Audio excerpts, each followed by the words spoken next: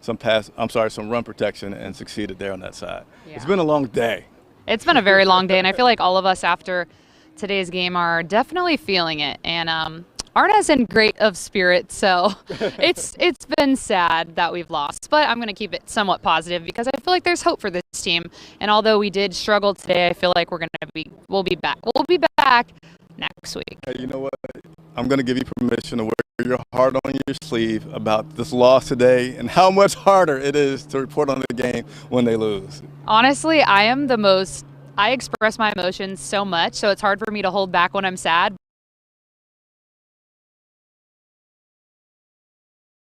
But I'm pretending to be somewhat upbeat, but let me tell you, I'm feeling the way that all of you are right now. Okay, yeah, all of you I know are feeling really sad too and down and upset, and I'm feeling the same way, but I'm trying to be as upbeat as I possibly can because I do have faith in this team, and I feel like we're going to come back stronger. So I just want to tell all of you, please believe in this team. Please rally behind them. They have what it takes to be a great team. Yeah. We just have a lot to learn from. But enough about the offense. Yeah.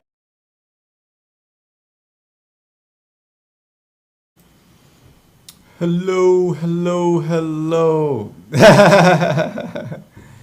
Hey, Locks, I will take that in stride, man, because we have had 2001 technical difficulties. But guess what? We scheduled the stream to start at 7 o'clock. I think we started about 7:04, and then here your boy is live and direct to make things happen properly. So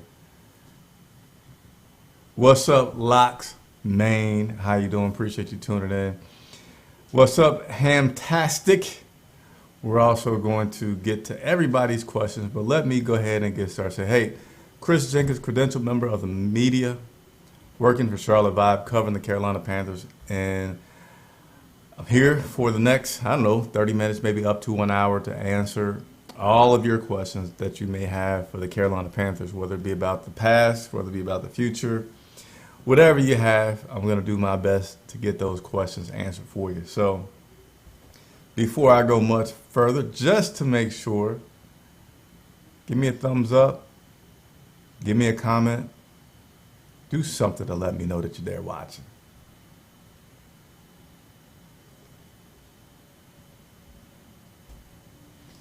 James Woodley typed the comment. So again, I'm just going to wait a second to make sure that everybody can hear me properly. And then we'll go ahead and get on into the show.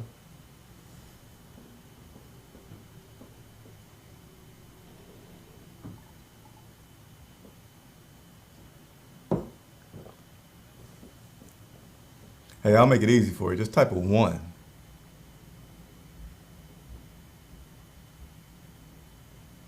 Type a 1 if you can hear me. Actually, I feel very confident that you guys can hear me and see me.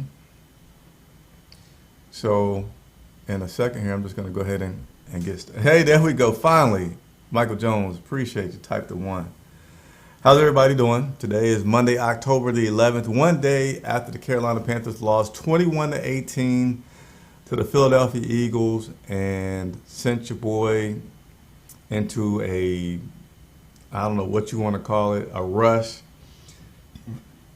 on game day to change all of my story, all of my interviews flow to, instead of talking about how Carolina Panthers had this narrow victory against the Philadelphia Eagles, to then talk with my co-host Lauren, say, hey, we got to throw all that out.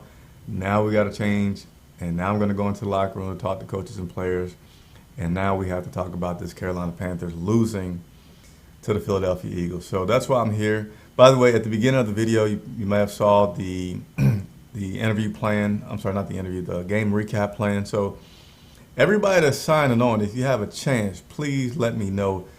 Did you watch Lauren and I recap show yesterday? And if you did, what do you think? And Locks went to get at me and say, hey, I better not hit him with this technical difficulty BS. And hey, I get it. I'm not even going to ask you to apologize, say why you got to come at me like that. We've had some horrible technical difficulties this year. Looks like we got it good right now. So hopefully I will continue. And I can tell you, I'm going to probably have to take a van to the game next week because I'm so frustrated with the technical difficulties that I'm going to be taking two of everything, two cameras, two microphones, like the whole setup. So if you see some guy in a suit dragging two things, that's me because I understand you guys shouldn't have to deal with any more technical difficulties. So, all right. Let's go ahead and get through the questions here. And actually, let me get something else started so that I can pull up your comments as I talk about them. But hey, go ahead and continue to leave the comments. Please don't wait for me to get to your comment or to say leave your comments. Go ahead and start leaving them right now if you can for me, okay?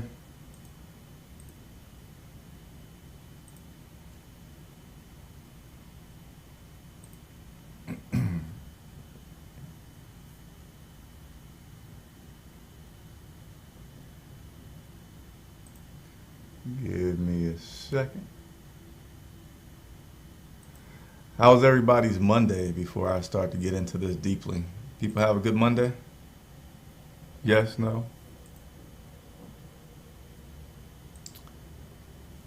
I feel like I had a good Monday. I got a chance to do something for a good cause today. I actually was able to, courtesy of the Mrs., go to play golf today for a charity event in which it was for cancer. So that was pretty cool.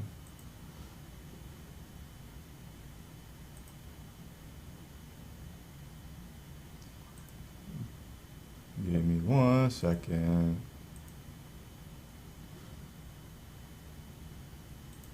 All right, let me go ahead and start to get through these questions. I'll continue to try to get my other secondary software to work in a second. I'm trying to get it up to where I can bring up you guys' comments as you type them. So I think it's a little bit more cool when everybody can see what I'm talking about in case you don't catch it at the very beginning.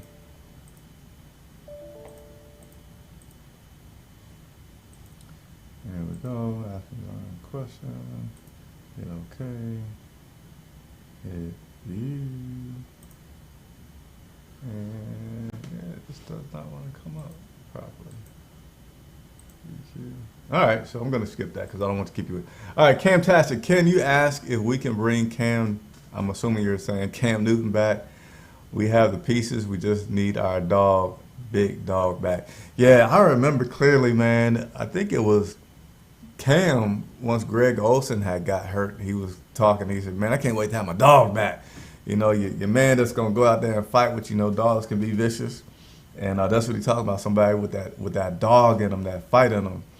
And man, you know, let me think, you know, Hamtastic, since you said that, talking about that dog, you know, I can't say in the past, when Cam was here, we were able to get into the locker rooms and you can get a much better feel for everybody and how they act. And I don't want to say that nobody has fight in them in that locker room. I don't want to say like nobody seems mad, but just somebody that projects outwardly that dog in them, that really projects. Yeah, that's a good comment. I don't know if we got a guy out there like that. We definitely got guys getting mad because they were not happy yesterday, not happy at all. But let me go ahead and continue to work through these comments right here. Man, my software don't want to work completely. What we got next? We got Locks Main, which I already said what's up. Michael Jones, what's going on to you? Appreciate you tuning in. And then James Woodley got a comment. Let me see if I can bring up James Woodley's comment.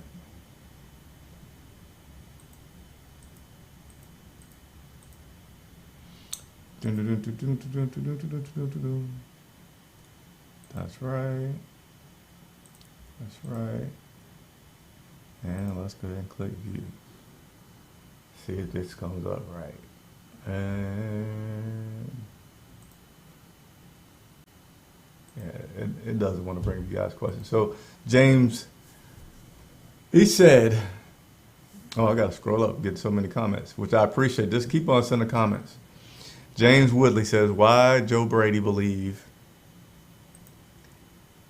other defenses don't recognize his plays. They call him out every week. All right, James, we're going to think on this. He says, why does Joe Brady believe other defenses does not recognize his plays? They call him out every single week. Oh, man, James.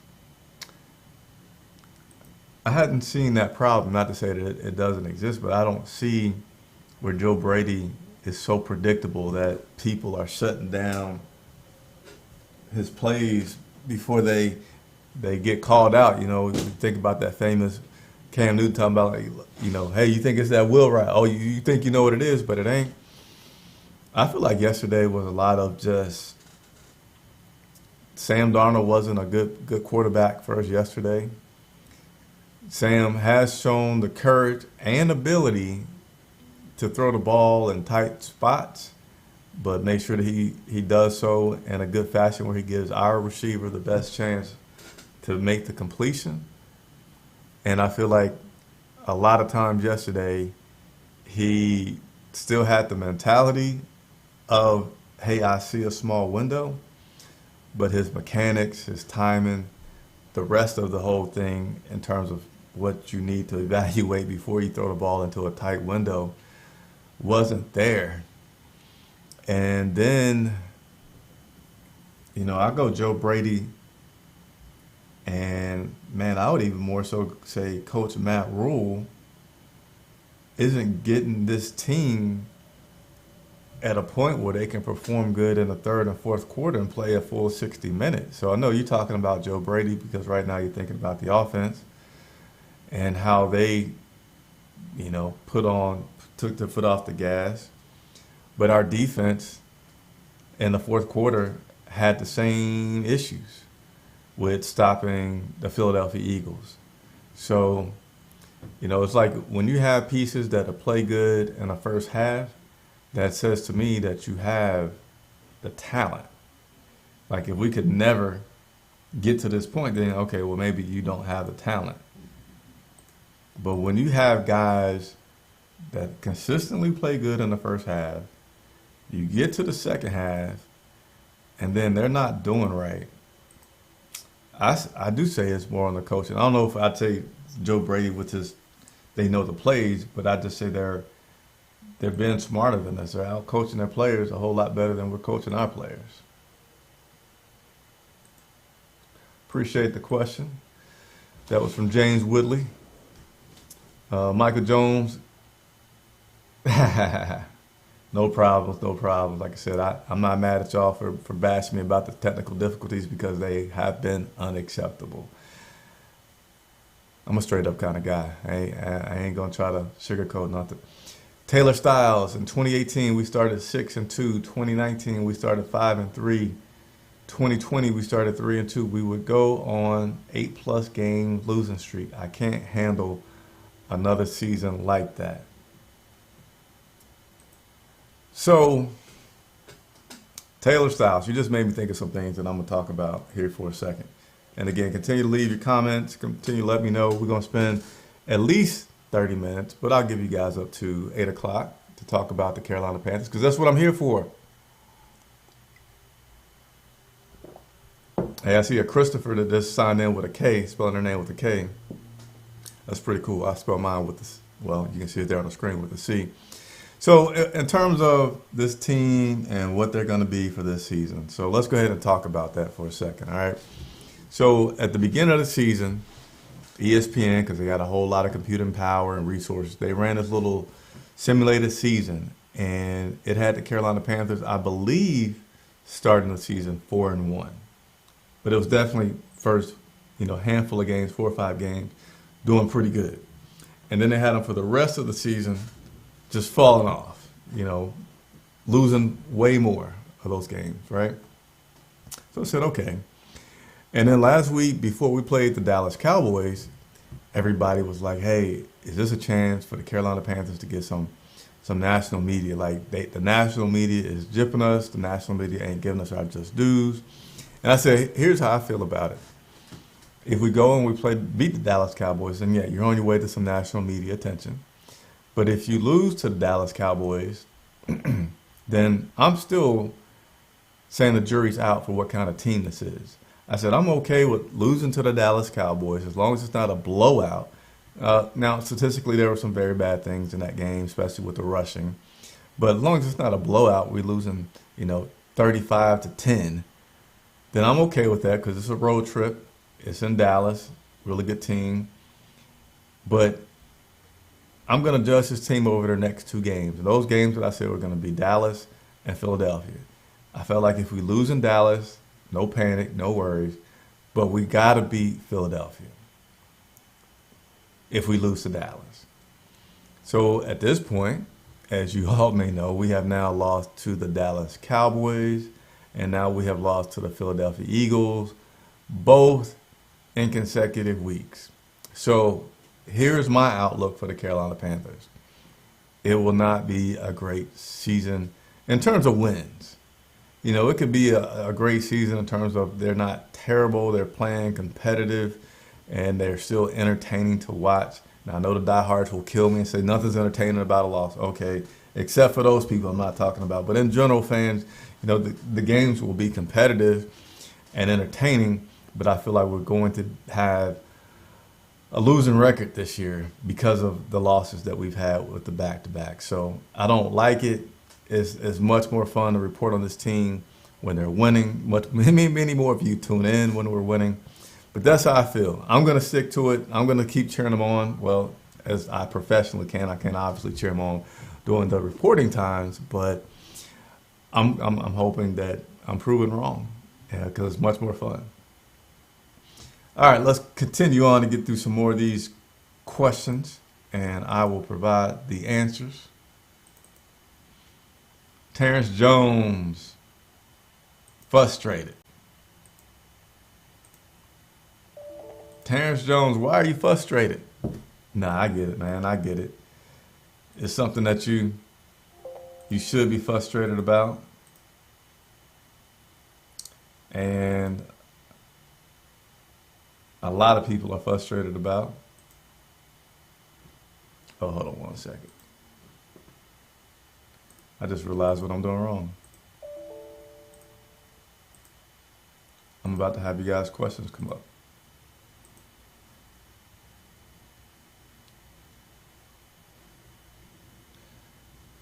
Because I just literally realized what I was doing wrong. All right, so here we go. Let me go back a second.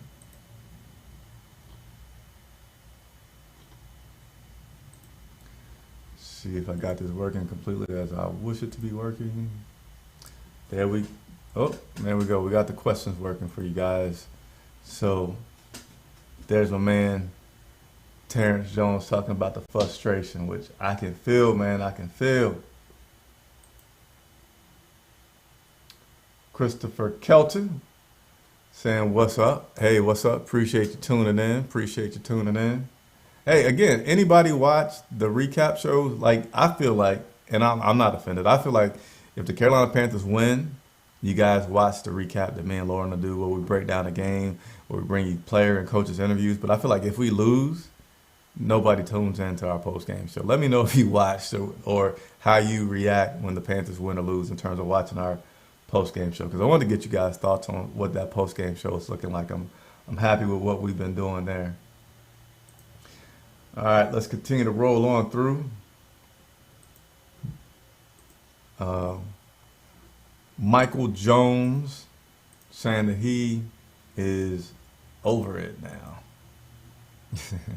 So, Mike, holla at me. Are you over the loss yesterday and you now trying to go 1-0 this week versus the Minnesota Vikings?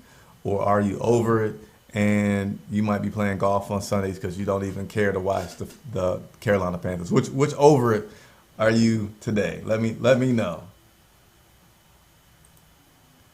Let's see.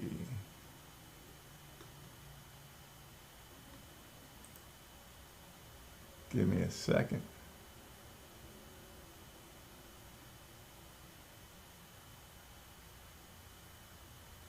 Just try to make sure I'm not skipping anything. All right, here we go. Locks Main said Action Jackson balled out. And he did. He did, man. He did so good. I want to ask Action Jackson about his tackling. Anybody else impressed about his tackling? That is the biggest thing that I'm impressed with Dante Jackson about, outside of being surprised that he's a captain. And I'm not saying that he shouldn't be at this point. Obviously, he's made some changes. He's matured. He showed some leadership. And I think that is just awesome. So it's an awesome surprise that I'm saying that Action Jackson, Dante Jackson, is now a captain. But his tackling, in my eyes, has become where he's a formidable cornerback that can cover and that can tackle and has speed and has like crazy athletic ability. So I want to talk to him this week about it. Hopefully I'll get a chance to and I'll bring that all to you guys. But yeah, having that interception where he made sure he did the toe tap and stayed in bounds and getting that, having the peanut punch where he made a good play on coverage and then knocked the ball out the guy's hand, causing a fumble. I mean, being responsible for one turnover is great, period. Being responsible for two is really, really good. So Dante Jackson definitely earning captain, definitely earning good accolades and a little attaboy for his efforts in these games these days. Really, really, really good.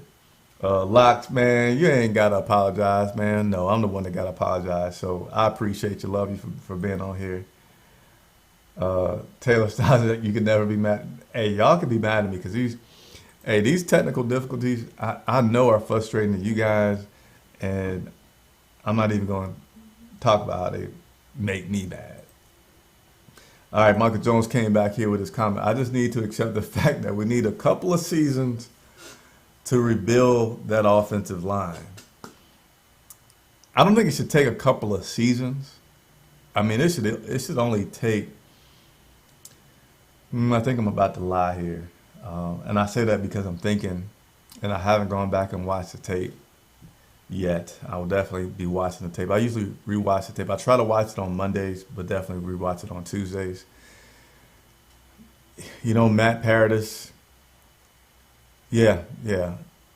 I can see it saying that it's going to take a couple of seasons because of the fact that we have so many pieces that seem to be getting broke.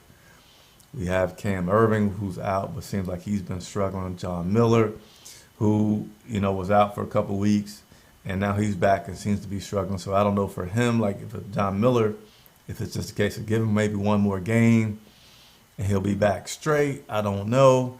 Matt Paradis is seeming to struggle a little bit too. And man, heck, you almost feel like it can be contagious, and it's just best to clear the room and bring in some new guys. But hopefully it won't take a couple of seasons.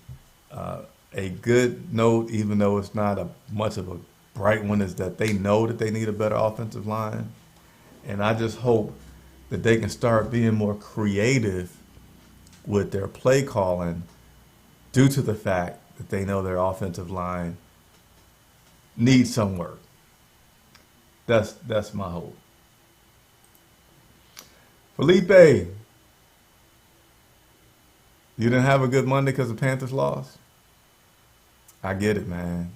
Hey, like I said, the only reason I cleared up my Monday of not being a bad Monday is I had a chance to go play some golf today. It was breast cancer awareness. It was, I think, Real Men Wear Pink. And went out and played some golf at, what was the place? Emerald Lake, I think is where we went and played. I didn't do too good. But fortunately, the guys that I was playing with, we didn't even go to keep score. It was like, it was not that serious. We was all just out there to get out there, have a good time, have some conversation, and then get back to the hustle and bustle of life and taking care of our family. So, sorry, Felipe, but hopefully it's going to turn around. Hey, we always get one day to soak in it, whether that was a victory or a loss. We get one day to soak in it. So take your day, and then tomorrow, let's go ahead and have a good week. All right?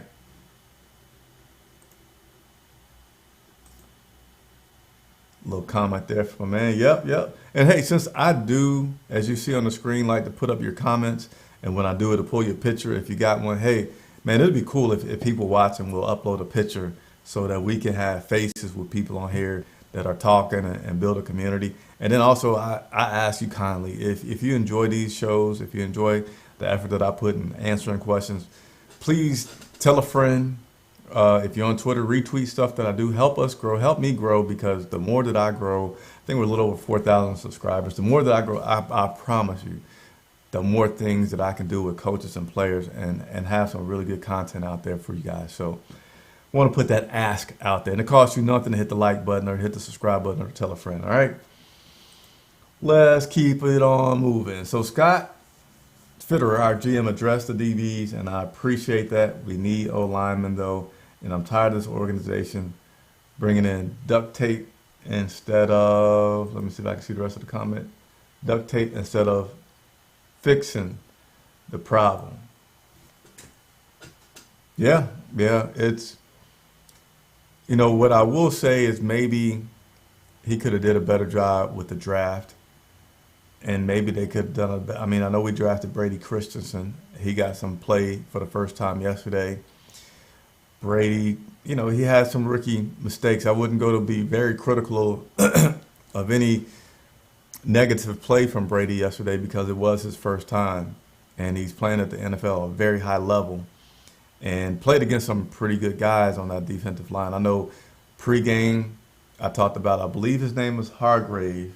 I don't have my notes right in front of me on that line, who going into the game had about 4 or 5 sacks so far this season, had a lot of quarterback hits, and it was a dangerous guy that we have to watch out for. And he did his thing against us. So I could say that they should have addressed it better in the past. Right now, they kind of got their hands tied behind their backs, because Scott has reported that it ain't much out there to get. You can go shopping for an offensive lineman right now, but they're not out there in the street. There aren't any free agents out there, and teams are even being stingy with their backup offensive linemen. So it's looking like it's going to be something that they will have to deal with for the long haul, and I hope that they're doing more.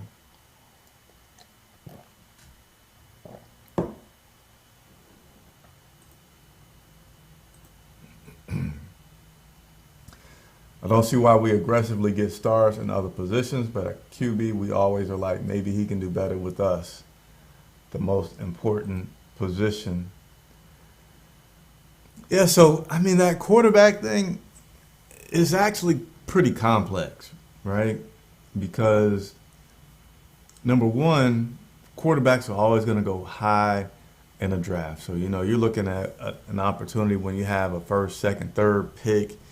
When you start getting, 10, 11, etc., you get much more into this, is this guy a franchise quarterback or is he a bust? I think the quarterback position is the most important, but it's also the most difficult to find your franchise guy in, because so many guys can do well at the college level but it not carry over to the professional level.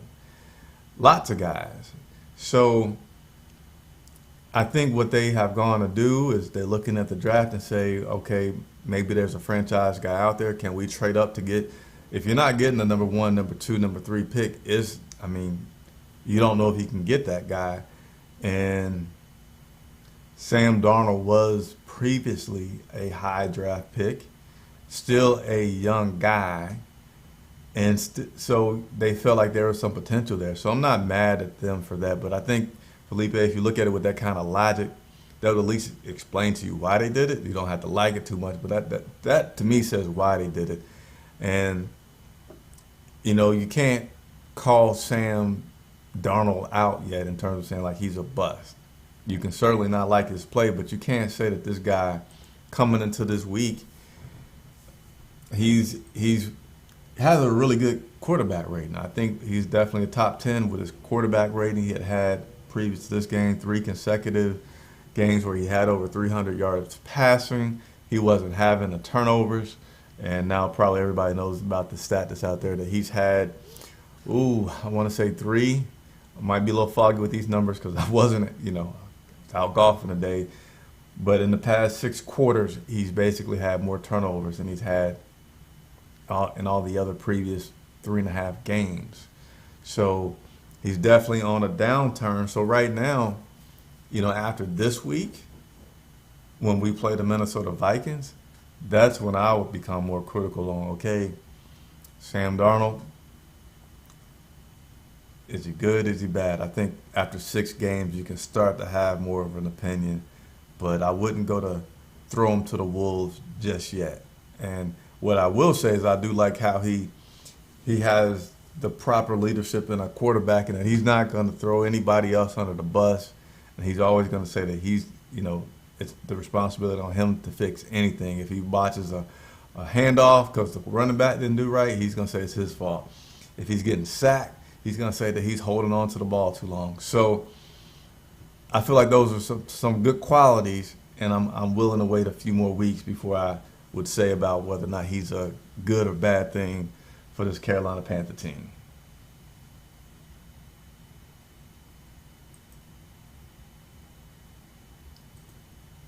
Oh, I see what you say there. Taylor, Eagles defensive backs called our offense predictable to the media. Okay, I didn't hear about that. You know, they could have said that just feeling themselves. I don't know. I don't feel like we're too predictable. I don't, but certainly appreciate the comment, and you guys can continue to leave your comments.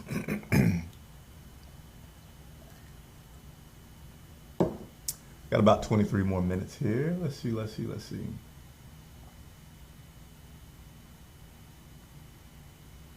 They don't want to give the streakers no fame. Oh, man.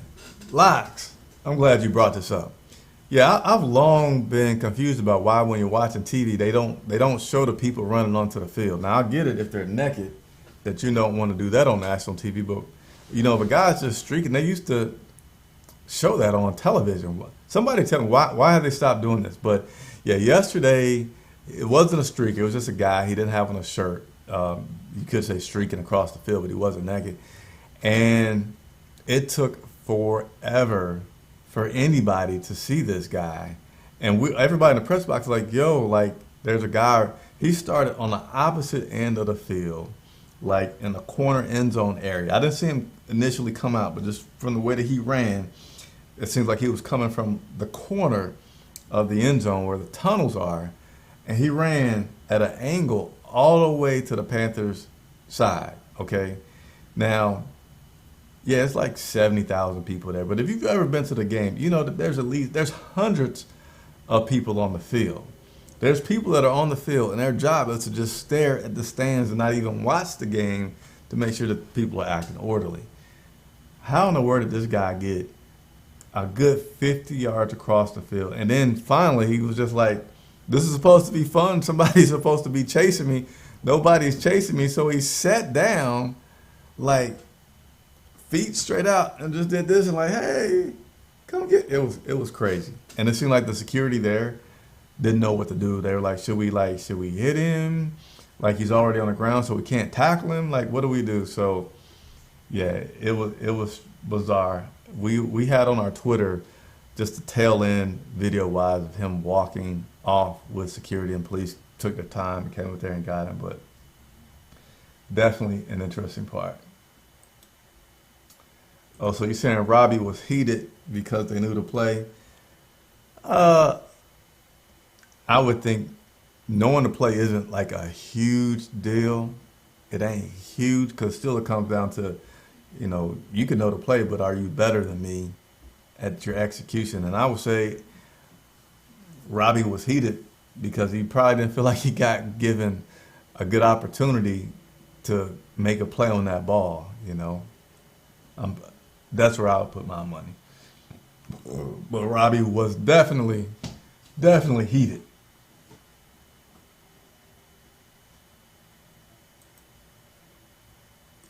All the Philly fans in the stands, and we want to complain about the keep pounding stuff. Philly fans do travel, man. Philly fans do travel. They travel greatly. And it seems like every friend that I know that's from up in the area of Philadelphia had pictures on social media of them being at the game. So it's a pretty avid fan base, the Philadelphia Eagles are. Michael Jones said, ask Robbie to give you an exclusive. And man, I'm actually working on that. But my challenge with this year and doing a lot of the stuff that I've done in the past has been that I don't have the ability to talk to these guys in the locker room one on one like I could before, to get to know them, get a rapport, and say, hey, can you do me a favor? But Robbie's still, I don't know how a guy I want to reach out to, because I think he's a very interesting person that we all want to just learn a little bit more about. All right, Christopher Kelton came on here. I went back and looked at offensive blocking scheme. I feel like Brady Christensen was serviceable at right tackle except for holding call. I want to know why Deontay Brown didn't play. All right. Let me make a note. See if I can't get that question asked. Oh man, I gotta get my COVID tested tomorrow. COVID testing.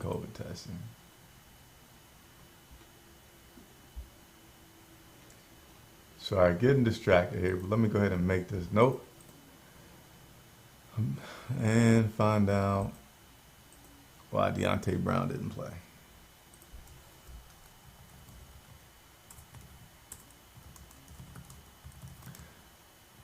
Appreciate it very much, Christopher. Yeah, I haven't had my chance to look over at the tape yet, but I just know overall I wasn't ready to be critical on Brady because he was a rookie. That was his first start, and I know he had some problems, but I don't know how much I want to be critical of a guy who had his first NFL start as an offensive lineman, unless he was just doing egregious things. So good to know, and I will definitely report back once I have a chance to watch the film and look at that.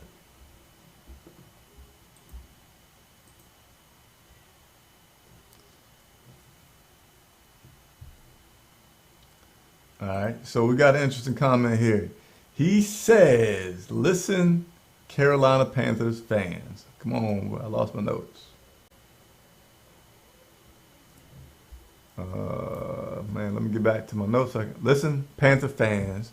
This is the only way this loss can be beneficial to the Panthers. Yes, I said beneficial. Here's how. Let me see if I can see this complete.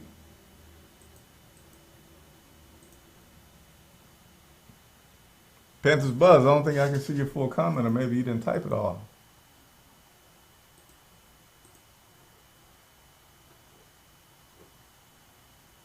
Yeah, Panthers Buzz, I don't think I got your full comment.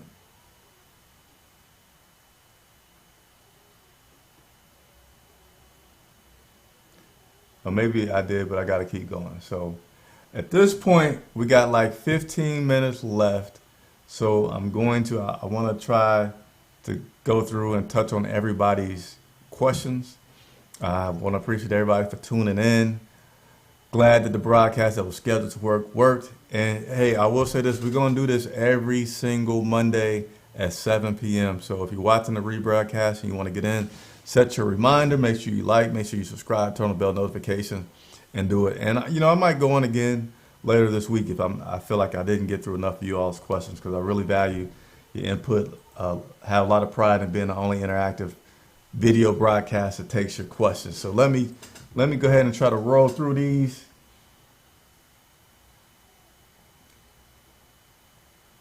The show tackles did fine. It was the interior that got manhandled. Felipe is tired of benefiting off of losses. How about we benefit off of wins? I like this is from a man, Terrence. We try and play too smart. Man,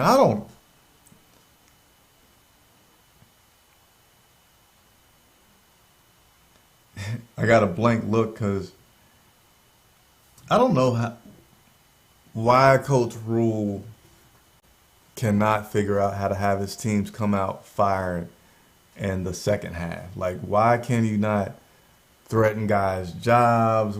I mean, I'm not a coach, but I feel like you have so many tricks to put a guy, on the hot seat, and you're not getting it done. And even if you feel like, as a coach, that it's not the players that is doing it, it's your play calling, then why are you not doing it? But it's like, it's on both sides. I know right now we're talking about offense, but the defense still let up more points than they did in the first half, way more in the second half. And then one of those, that possession after the turnover, and I get it, turnovers take momentum, but it's a talented defense. They should still be able to be like, everybody remembers that famous clip where Cam was like, shook his head like, all right, let's go. Like, our defense should have that mentality. I mean, that's defensive people have different mentalities. They defend. They love to defend. So it should be like, oh, okay, y'all got the ball in our territory. You on the 40. You think you're gonna have a little easy, and stop it, and they're not. So I'm about to go on a tangent, but I want to get through most of these questions. So I'm gonna keep a little bit better speed and go through these. But yeah, we try to play something that ain't working right. Goes on to say we think more of time management than stepping on that gas. And then Michael Jones say, Chris married now, happy and chilling. He don't stress no more. I thought you heard my son over there crying, man. Yeah, I am married. The family's growing. I am happy and glad that the wife is supporting this venture. So shouts out to Mrs. Charlotte Vi for supporting the life. Ron starts off slow. Rule starts off fast, like in Madden. Yeah. You're right, man. You're right. All right, so here's Panthers buzzer. Gave Eagles steam to go knock the Bucks off Thursday night, which in turn sends the Bucks into a losing streak and gives the Panthers energy to go on a winning streak and turn the season. Man, I gotta hit my desk for you on that one. Let me make sure that you guys can see this. I might have to figure out a way to steal this and put it out there. Okay, so let me read this again. So Panthers Buzz said that there's a reason, like we're gonna benefit from this. The benefit is the Philadelphia Eagles play the Tampa Bay Buccaneers on Thursday night. So at this point, we were tied before the game for first place. Now Tampa Bay is solely in that spot. If Tampa loses on Thursday, then that puts us back in the position to get in first place, and that's a good thing. And so it'll give us this energy to go on this winning streak. So I like that. I like it.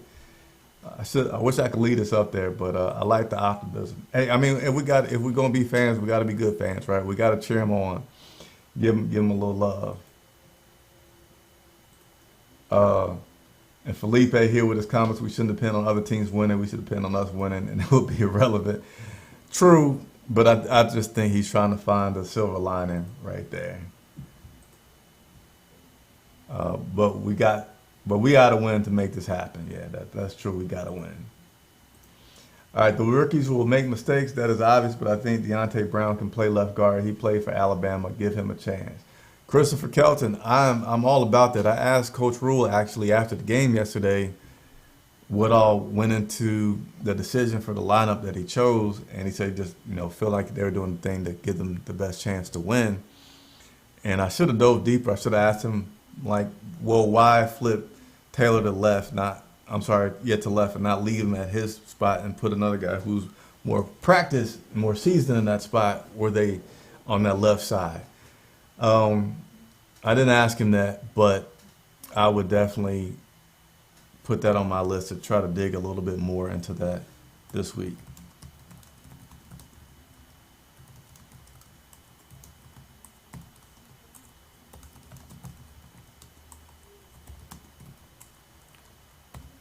Hey, I don't think I got into a comment yet. Does anybody watch my post-game recaps with me and Lauren and the coach and player interviews? Let me know. He calling me the low-key doomsday prophet. I hope that you guys will see, and girls, I got to stop saying guys. I really want to break myself out of that habit. Hope that you all will see that I am a lighthearted guy, I am optimistic, but I do also try to be real, and I won't always have a positive thing to say because I'm trying to report accurately as far as what the game is looking like and not be a homer. So, yeah, I feel like I said earlier, I think what he's talking about is if we lost to Philly and we lost to the Eagles, that's the same team. If we lost to the Cowboys and then we lost to the Eagles, that I don't feel good about the rest of the season. And that's how I feel. I don't feel good in terms of wins. I feel like there's some good things that can happen. I feel like there's some competitive games that can happen. But I don't feel good about the wins. And I think now that they've made such a big move on the defensive side with their acquisitions, it could snowball really fast into saying, man, what has gone on? Like if we didn't have all these pieces on defense, if we didn't get C.J. Henderson, if we didn't get Gilmore, then which is exciting, which makes the fan base feel like, okay, we're really trying to win. Then I think a lot of the criticism has to come down to the coaching staff. P.J. Walker. P.J. Walker, nah, it's not time for P.J. Walker yet. We got to give him some more time. This comment here by my man Terrence Jones. Terrence, I don't quite get what you're saying, but if you don't mind retyping that comment, I'll try to get back to you. Panthers Buzz defending his comment saying Felipe irrelevant. I said it's the only way to be happy about the loss. So yeah, he's saying what I said there, just trying to find a silver lining. He's not saying like that's the life, but it's just something with the loss. Now, if we can look at it as Tampa goes and loses to the Eagles because they're on this high, they're feeling good, then that helps us out. So he's saying that could be a silver lining for what has happened. Some more comments there. All right, let me keep working my way through everything here.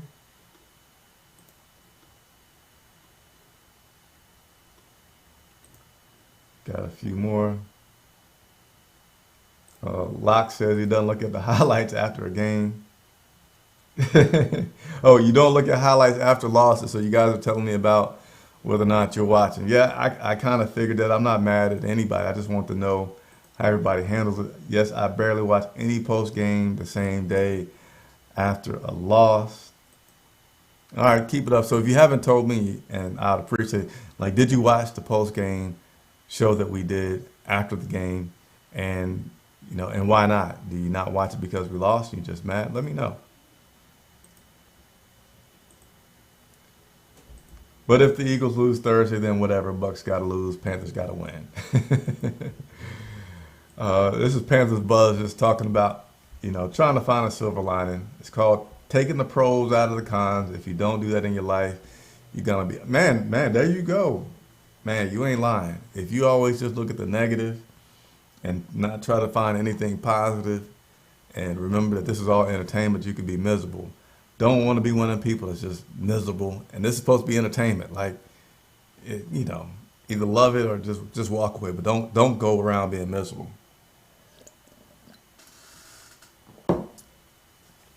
God of Blackness with the $5 super chat. So super chats are something I have not talked much about because we have had some problems with going online as scheduled. So super chats are a way to support the channel. We are a channel that's supported 100% by your donations. We're the only independent media that has so much access to the Carolina Panthers that I have. Fortunate to have it. So if you had the opportunity to support us, whether it's $1, whether it's 10 cents, please do so. Super chats are a way to do that, and it's always greatly, greatly appreciated. And my man God of Black said, did not expect Robbie Anderson to be making excuses. Bad drops. Absolutely, man. Absolutely. With the offensive line from Christopher Kelton, if the offensive line is in disarray, I see them using P.J. Walker. He is mobile and can throw deep. Sam can't throw 30 yards with his Nathan hot dog arm. Now, I disagree, man. I disagree. Sam can throw a deep ball. Yesterday his deep balls, he had to throw them even on the run. So I feel like Sam has the arm strength. I feel like Sam has very adequate mobility. Does he have the same mobility as P.J. Walker? No. And would I be interested in voting on hey, if this offensive line continues to struggle, then how can we use P.J. Walker to help? Yeah. But once Christian McCaffrey is back, then no. We don't need to use P.J. Walker to compensate because we have Christian McCaffrey, and he's outstanding. I've seen P.J. Walker do good at scrambling and running, but I don't know if P.J. Walker is a quarterback that's good at the run, even when you know that he's going to run. Lamar Jackson is good at the run, even though that you know that he's going to run. What's my man down in New Orleans? I am not going to be able to think of his name. I'm sorry. But the guy down in New Orleans, now he's not that good of a quarterback, but even though you know he's going to run, he's still good at the run and can overcome that. I don't know if P.J. Walker has that in him, that if people know that he's in there for that, that they won't be able to key on that. And like I said earlier, when there was a comment about our offense being predictable and people knowing, I mean, trust me, players know what teams are going to do more than we probably think about as fans, but they study film every day. So they know tendencies, they know what things look like. And it a lot of times come down to who's going to be the better athlete and executing plays. Now, I'm not saying that they know, okay, on this play, this is what's coming up before it even comes out there, but just saying like once formations are lined up and things happen, they start to get an idea about what's going to happen, and then it just comes down to, can you stop the guy in front of you? And that's the part that we got to get better at. We got to be able to just stop. We got to be able to be a better football player than the guy is that's lined up across you. That would be very helpful. Locks, man, if you could make one change on the O-line, it would be for John Miller to go. He would start Christensen at it and Irving at left guard, Eflin at center, Brown at right guard. Man, so that's a lot of changes, man. Lots of change. Yeah, I definitely want to say I'm definitely a cheerleader for some changes, but I'm not a cheerleader of a bunch of changes. And then Locke said I can't golf. Come on, man. My tee game was pretty suspect today. Never been a great golfer, but yeah, my tee game was kind of suspect. So I ain't gonna try to fight you too much on that one today. We had David Moore from Grambling, strong offensive guard, and he played in center. In training camp, he held us on. Why did we get rid of him? I'm going to be honest, I don't remember David Moore specifically, but, you know, a guy that goes to Grambling isn't going up against top-tier talent. Not to say that he can't succeed, but he's not going up against top-tier talent. I'm going to assume, you know, when you're coming from these schools where you don't have the top-tier talent, they're going to be looking for you to not just be good in training camp, they're going to be looking for you to be great. Because still in training camp, a lot of stuff isn't real. I mean, these preseason games, it aren't real. It's a lot of controlled stuff. But what can you do in a game when the lights are on, when the networks are there, when the crowd's in the stands, and it's time for you to play for real? So my assumption, again, I don't know of that player particularly and why they made that decision on him. Taylor Styles, we have so many great pieces to at least be above a 500 team.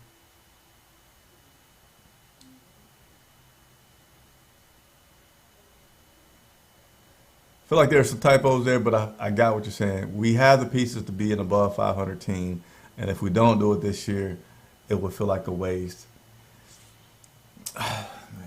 So I said, what, we're going to be below 500? Right now we're at 3-2. We got to play the Tampa Bay Bucks twice. We got to play the Arizona Cardinals. Then we got to play the Buffalo Bills. Now, we could win those, but I feel like those are, you know, pretty likely losses, which would put us at 3-6. I feel like a 500 is about where we're going to be by the end of the season. I feel like about 500, 8-8. Well, heck, we can't. There can be no 500 teams anymore. Wow, we got a 17-game season. So 8-8 is 16, 9-8. So I would give us above 500. I'm sorry. Correction, 17-game season. I could see us winning 9 games. But I think it's going to be just right at that level. I think 8, you know, right a game or two. Man, that this uneven numbers thrown off the way that I want to talk about this now, because I want to say 1 game above or 1 game below, but you guys know what I'm trying to say. Let's see. Joe Brady has 2 years and still bubblegum play calling. 5 INTs in 8 quarters. Goodness gracious, that's terrible. PJ will throw more picks than TDs from Brad Holt. Yeah, I don't feel like I feel like PJ would be capable and the game plan would be a lot different for him. I feel like he's a capable backup and he's probably getting more experience now with practice and going through a year. But I can't say that I would like PJ to be 4 quarters and the game's on the line and we're sitting Sam Darnold. I would not go PJ Walker over Sam Darnold in this case. Uh-oh. We got another one. Bring Cam home. Bring Cam Newton home is who he's talking about right there. All right, let me go ahead and zoom through the rest of these. The rest, I got to go through these quickly. It's 8 o'clock. I got to get out of here, but I appreciate you all. Please continue to like, subscribe, hit the bell notifications, and submit me your questions, and I will continue to work to get through them. So without further ado, let's go ahead and wrap this up. From Felipe, good point. I don't think we can get him cheap, and we have built a great team. So if he doesn't work out, we can still always add a QB as a final piece along with the O-line. Appreciate your comments there. Christopher, we don't know what PJ can do because we won't play him. We do know what he can do to an extent because he did have some pretty good playing time in the preseason. When we were trying to work out, is it going to be Will Greer or is it going to be PJ Walker? We saw quite a bit of him. I feel like he's solid, but I would not prefer him over Sam Darnold just yet. But man, Shakid, I don't understand why I'm the only one unhappy with Phil Snow's soft coverage toward the end of the first half. You cannot keep playing soft defense. I don't know about the end of the first half. Not to say that that's not true. But I do know in the second half, it went bad. Should have gave him a T-shirt. Decision making isn't there and probably will never be. Tyrone Green tuning in. What's up, Tyrone Green? Appreciate you tuning in. They said that Dante Brown is getting in shape. I cannot confirm or deny that. And again, guys, I'm just trying to run through these because we're at our time here. Do you think Joe Brady is a good offensive coordinator? So for me, when a guy is good but not the whole game, I'm an optimistic person. I say he is good because he can have a good game plan, but he needs to work on it. He needs to fine-tune some things. He needs to do stuff that's going to get this team continuing to hit on all cylinders through a whole game. I don't know if it's a philosophy thing that he's trying to do and say, hey, if I call a game like this, then you need to do this in the second half, or if he's just not getting it right. But I wouldn't say that he's bad. I feel like he could be good. Just tuning in, the great. What's up? Appreciate you tuning in.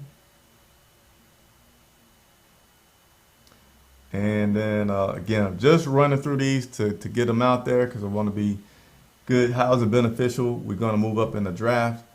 Beneficial. I think Christopher Kelton's talking about beneficial that we lost. Again, that whole comment from Panthers Nation is that we looking at the silver lining within the loss. So the silver lining within the loss is possibly Philly beating Tampa, giving us a chance to regain that first place. It is not a, hey, this is a good thing that we're losing kind of thing.